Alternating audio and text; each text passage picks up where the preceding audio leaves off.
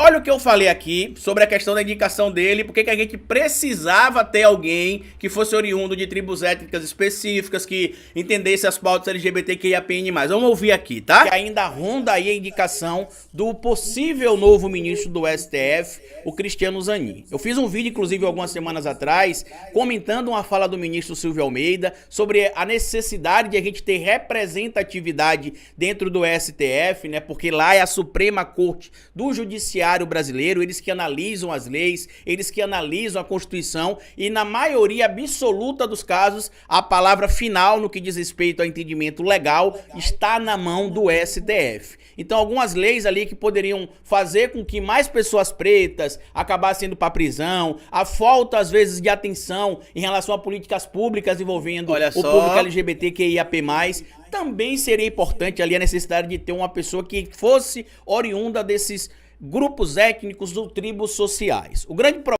Olha só, né? Aí eu acabei sendo atacado por causa da minha opinião sobre isso. Tinha feito também um vídeo aqui falando sobre o ministro Silvio Almeida, que ele estaria certo. Mostrei também algumas informações importantes e trouxe, inclusive na época, esse material aqui, ó, para que vocês entendam a minha preocupação. Olha só, condenados por tráfico por droga apreendida, né? Ou seja, primeiro, para que o branco seja preso com droga, se for a maconha, que é o ponto específico que o doutor Zanin ali é contrário à liberação, apesar de enxergar como um problema de saúde, mas que quer punir um problema de saúde com a aplicação da punição legal de uma maneira severa, né? Que é o que está escrito ali no artigo 28 do Código da Lei de Drogas, que não tem uma quantidade mínima de drogas para o indivíduo ser considerado traficante. E aí ele diz que, na verdade, não se pode entender-se que o artigo 28 da Lei de Drogas seja inconstitucional, porque é o único artigo ali que tem um relativo entendimento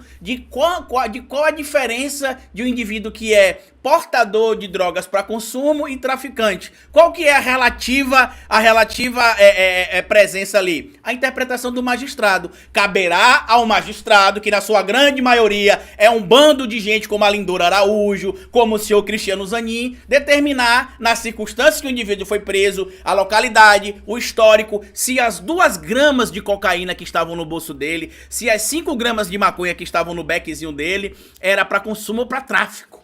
E adivinha o que acontece, como diz aqui inclusive a matéria, tá? Olha aqui, ó. Maconha. Para o negro ser preso por tráfico de drogas, ele precisa estar portando 136 gramas de maconha. Já o branco tem de estar portando 4 vezes mais, tá? Ele tem de estar portando meio quilo de maconha, praticamente, para ele ser considerado um traficante. E aí, quando eles vão lá pro julgamento, o que é que acontece, Carlito? No julgamento, os condenados por tráfico de drogas apreendidos são 71% dos negros são condenados com menos de 100 gramas, inclusive em alguns casos, como a gente vai ver mais à frente, 67% dos presos por tráfico de drogas no Brasil foram apreendidos com menos de 100 gramas de maconha ou menos de 50 gramas de cocaína. Como é que esse abençoado aí é um traficante de drogas?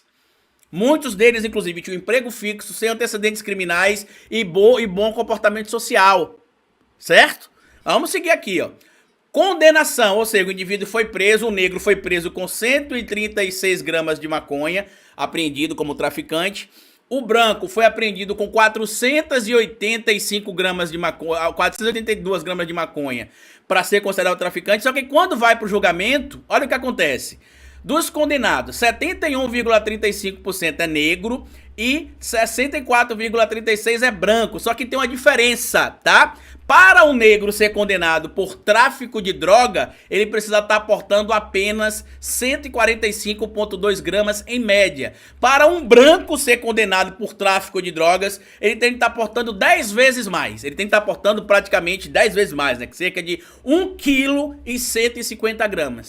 Aí a gente não pode falar em perfilamento racial, a gente não pode falar que o preto, o pardo, o pobre, o periférico acaba sendo punido.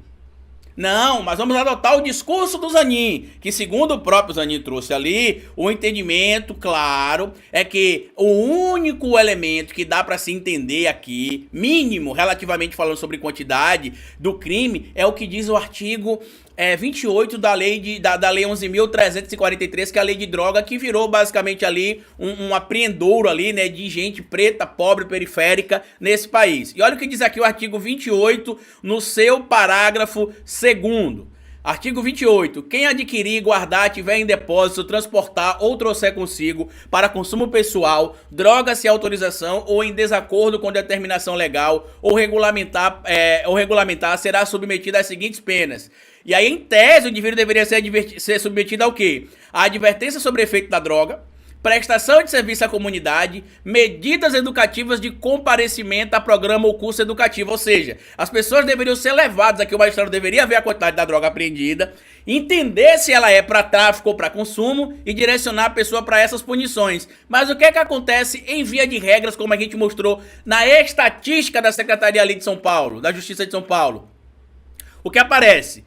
Que para determinar se a droga que está com o indivíduo é para consumo pessoal, o juiz, o magistrado, atenderá à natureza e à quantidade da substância apreendida, ao local e às condições em que desenvolveu a ação, às circunstâncias sociais e pessoais, bem como à conduta e aos antecedentes do agente. Traduzindo de forma bem clara, se o cara for negro, pobre, estiver na periferia e for preso com baseado, ele é traficante.